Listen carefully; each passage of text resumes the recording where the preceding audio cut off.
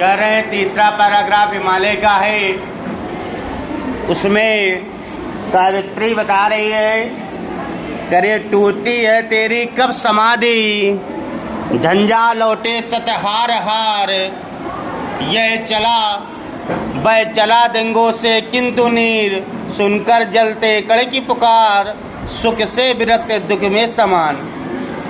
यहाँ पर कावित्री हिमालय को दृढ़तापूर्वक मानते हुए कह रही है, क्या कह रही है कि झंझा लौटे सत हार हार। सत का मतलब है सैकड़ों से, हार हार का मतलब होता है हार कर, झंझा का लौटने का मतलब होता है आंधी और तूफान।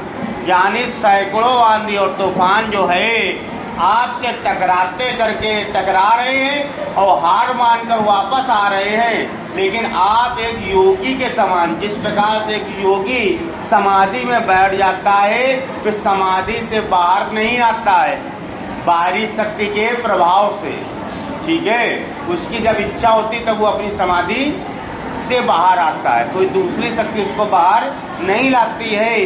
वही यहाँ कह रहा है टूटी है तेरी कब समाधि, यानी आप एक योगी के अनुसार हो, आपकी समाधि कभी नहीं टूट पाई।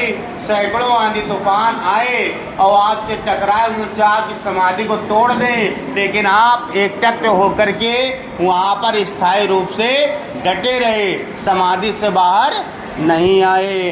कह रहा है वह चला दिंगों से किंतु नीर, सुनकर जलते कण की पुकार।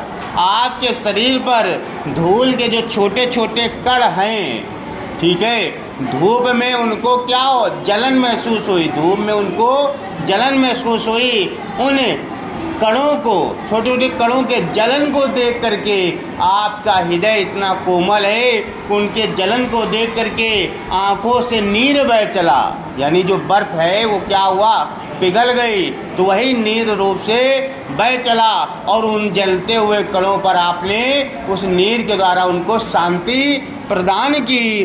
सुख से विरक्त दुख में समान। हे हिमालय, आपको सुख की अभिलाषा नहीं है, आप सुख में विरक्त हो और दुख में समान, यानी सुख हो या दुख हो आप दोनों में एक समान ही रहते हो। ये नहीं कि दुख में आप रोने लगो और सुख में आप दौड़ने लगो, झूमने लगो, ऐसा आपका स्वभाव नहीं है।